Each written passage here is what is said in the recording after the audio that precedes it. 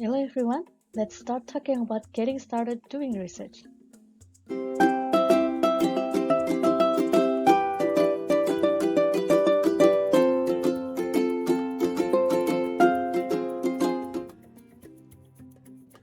When you're trying to conduct a research like what you will be doing in this class, perhaps you have these questions. What should I study? How do I develop a hypothesis to test in my research? And is my research a good one? Now let's take a look at those questions one by one. First, what should I study? Sonesi and Zymester in 1990 reminded us that science is a cumulative enterprise. A current research builds on previous research. Why might this question be scientifically important? What is the scope of this question? What are the likely outcomes if I carry out this research project? To what extent will psychological science be advanced by knowing the answer to this question? And why would be anyone interested in the results obtained by asking this question? These are other follow-up questions that we might be also wondering. To answer those questions, let's discuss some resources of research ideas. It can come up from our own everyday life experience, from practical issues, from past research, and also theory. Now let's talk about the everyday life experiences. We might be getting some research ideas or research question by seeing the responses of a particular person that vary according to the situation. So for example, you might be seeing a child who is very aggressive, perhaps in a classroom, but might be passive at home. And then from that, you begin to wonder, like, what is happening to this kid? Then you might be doing research from that. You might observe, do observation or survey or interviewing the teachers, the parents, neighbors. So this can trigger a research question, a research idea, just by seeing how people react to any kind of situations. Now, why do these differences exist? What produces these varying responses?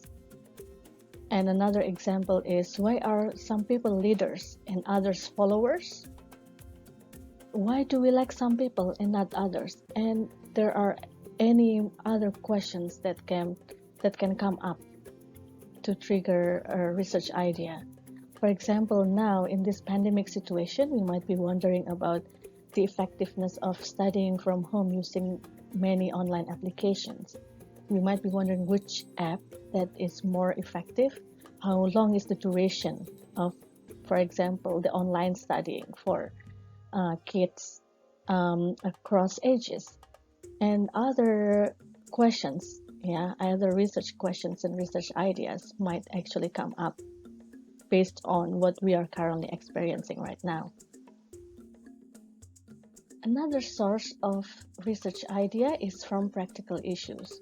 We might want to do research because we want to solve a particular practical problem. Many research problems arise from practical issues that require solution. There are many private industry problems, for example, low employee morale, absenteeism, turnover, selection, and also placement, recruitment. In clinical psychology, we might want to identify more efficient modes of dealing with mental disturbances. In health, we might want to find a cure for cancer and what we are currently experiencing right now, the COVID-19 cure. And improving the educational process, we might want to see which strategy or type of teaching strategies that is more effective than the others, and we might want to provide these suggestions to the government or other teachers or schools. We might also find research idea by reading the previous literature, the past research. Well, research is an ongoing process. One feature of research is that it tends to generate more questions than it answers. So this is our opportunities to find the research gaps between the previous research and generate questions from that. Although each well-designed study provides additional knowledge, phenomena are multi-determined.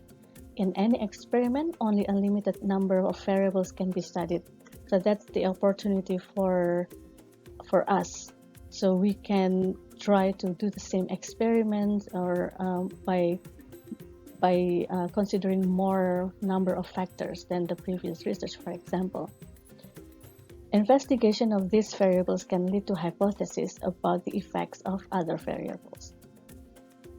The multidimensional nature of phenomena is also frequently the cause of a lack of agreement among research results.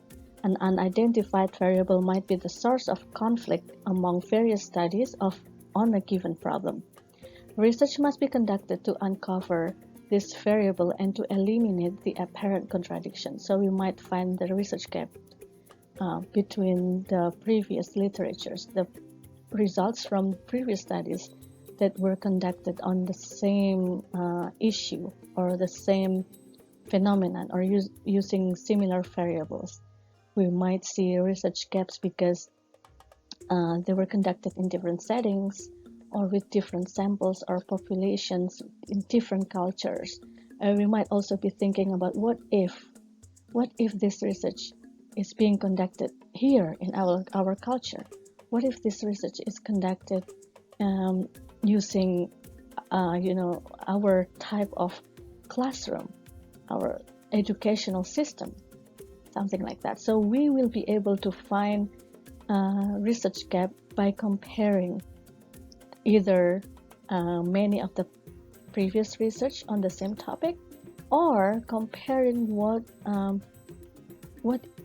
if question with the results of the previous studies in the literature. Next is theory. Theories are excellent sources of researchable ideas. A theory is a statement or group of statements that explain how and why some part of the world works. Theory helps researchers make new theoretical predictions about the world. So again, we might also find theoretical gaps because maybe, and actually we know that most of the psychological theories were developed based on this a type of sample that's called the weird sample, which sample stands for the Western, educated, industrialized, rich, and democratic sample. So we can ask, we can inquire whether many psychological theories that we know right now, are they actually applicable in the non-weird samples like in our country? Theoretical predictions become hypotheses to be empirically tested. Theories must be continually tested with different people in different contexts to determine their accuracy and conditions of applicability. Some theoretical predictions will apply broadly. Other predictions will depend on person, place, context, and the operation of other variables. So you can see that we have many opportunities to find research ideas. Of course, the best research ideas often come from integrating theory, past research, and practical issues. The practical problems most of the time provide motivation to study a problem because we really want to solve that practical problem. So that's why it's kind of like motivating us that I have to conduct this study because I want to find the answer. The research literature provides knowledge base relating to the practical problem. So we will be able to know whether this type of research has been done before, whether the topic has been researched before somewhere else, whether they might have actually, the previous researchers might have actually found some solutions to the practical problems that we want to examine. And then theory helps integrating the knowledge and gives insight into the practical problem.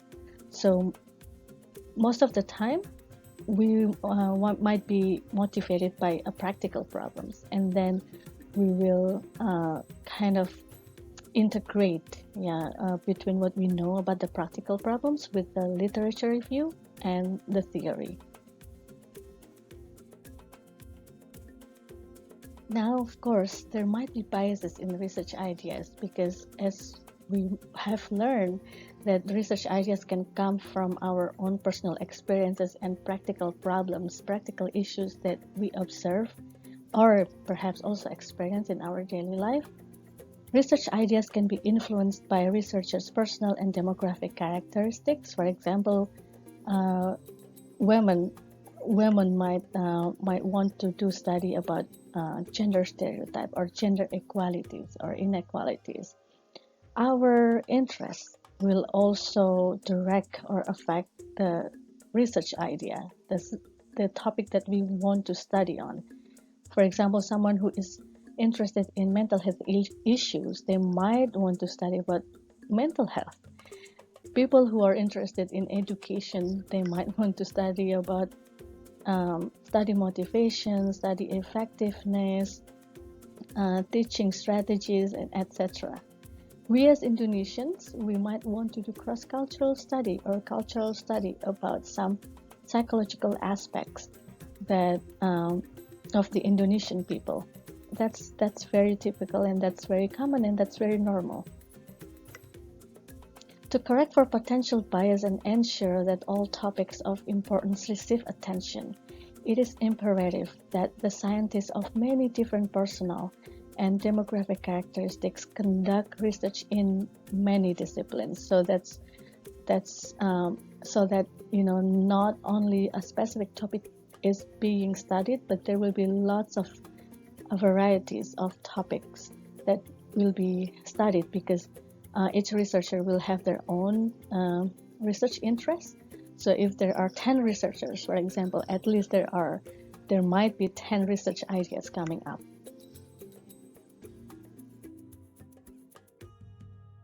Whatever the source of the research idea that we have that trigger or motivate us to do research, we have to remember this, that ideas must be capable of being confirmed or refuted to be studied or to be researched.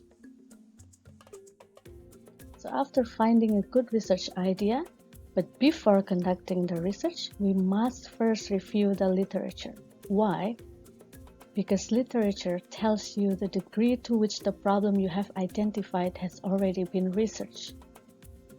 It gives you ideas as to how to proceed in designing your study so that you can obtain an answer to your research question.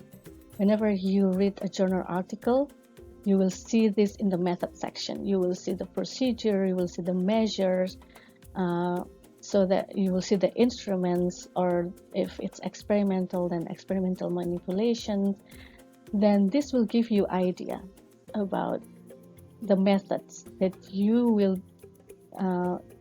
need to do for your own research. It can point out methodological problems specific to the research question you are studying. You might find that survey question. This article talks or discusses about a survey research. It seems that we might need to do an experimental study, or you might even need to do other type of another approach. Maybe qualitative study, or maybe you need to use another measure. Maybe you feel that the measures that the researchers used in the past research or in the article that you're reading is not as valid or not as reliable, or maybe not as contextual because you will be using a specific population or sample. You will find these methodological problems after reviewing the literature. It can identify whether special groups or special pieces of equipment are needed and give clues as to where to find the equipment or how to identify the particular groups or the participants needed. It also provides needed information for preparing the research design or research procedures. So how to get started in reviewing literature? Of course, use the library. Books, psychological journals. You can find ebooks too. Yeah, you can access journals, online journals using this link, lib.ugm.ac.id or easyproxy.ugm.ac.id. For example, you can use Scopus, Science Direct, or ProQuest, or EBSCOhost. You can find many credible journal articles from these sources or other credible internet resources. Make sure that those internet resources are credible. There are some open access journals, and you might be able to use that. Or if you have ResearchGate, and I would encourage you to have one, to create, if you haven't, create a ResearchGate account, because using this account, using the ResearchGate, you will be able to you will get notifications about like the researchers or the research interests that you're following, and you might get some literature ideas from this, and even research ideas. And some of the articles are open access. It can be just downloaded through the ResearchGate. Some of them you have to request to the author, but let me tell you something. Many authors like to share their journal articles because they want to increase their the citation index. So don't worry about or don't hesitate about asking or sending emails, sending requests to those authors. And then before starting your research, you have to consider many of these factors. The feasibility of the study. You have to consider the time constraint. For example, in this class, you might only have maybe 1 week to collect the data, maybe even less. So you have to consider that. Also for your maybe undergraduate thesis, you have to consider like how long you want to finish your undergraduate thesis, 1 semester, 2 semesters, and you have to make plans based on that. And then access to participants. The more exclusive or the more specific participant or samples that you want to study, then the harder the access, except if you really have maybe you have the network. So that explains why most of the psychological research were conducted with psychology students in many parts of the world. Expense. So you have to consider the expenses that you might have to spend from your own pocket, from research grant or something else. The expertise, whether you have the expertise or you have someone who will guide you with the expertise in the topic of research that you want to study. Ethical sensitivity. This is very important, that you understand about the ethics in conducting research. In our faculty, in Faculty of Psychology, it is a must that you must have an ethical approval from the ethical committee. And it's not only in Indonesia, actually, that it's everywhere. And nowadays you will be able to see kind of information about the ethical approval in many journal articles that you read. Research problem is an interrogative sentence or statement that asks what a relation exists between 2 or more variables. For example, in Milgram's study, the question or the research problem would be, can a group induce a person to deliver punishment or increasing severity to a protesting individual? These are at least 3 criteria of the good problems. First, the variables in the problem should express a relationship. So it must be between at least two variables being examined. The problem should be stated in question form. So it must be in question form. The problem statement should be such as to imply possibilities of empirical testing. So this is the crucial thing, that the research question must be something that's testable. And then research question must be very specific. All variables must be specified, cannot be vague or too broad. This is an example. What effect does the environment have on learning ability? This research question is still too broad because environment, which environment? Yeah, what is the specific environment that we want to study? And learning ability, how do we measure it? Which learning ability that we want to study? The second one is much more specific. What effect does the amount of exposure to words, so it's talking about the environmental stimulation, have on the speed with which they are learned? So it talks about the learning ability that is measured through reaction time, because it's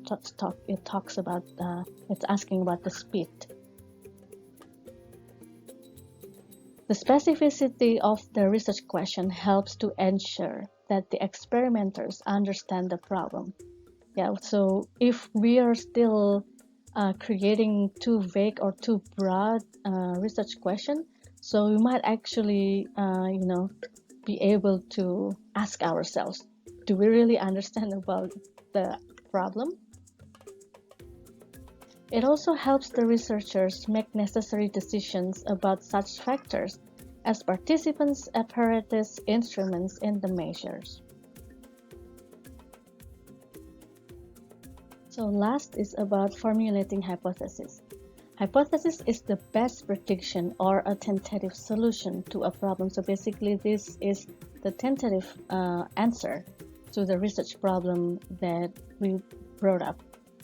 So for example, if for that research question, what does the effect of the exposure, the amount of exposures to words on the speed of learning the words, then the hypothesis might be the higher amount of exposure to the word stimulation, then the faster the speed of learning the words. That's the hypothesis. So it must meet one criterion, which is testable, or it's capable of being either refuted or non-confirmed. So so if we say that the more stimulation, the more exposure to the words, it's stimulation, the faster the speed of learning the words, then it's capable of being refuted. That we can say that maybe the experiments will show the otherwise, that the more exposure actually produces lower speed. It could be, right?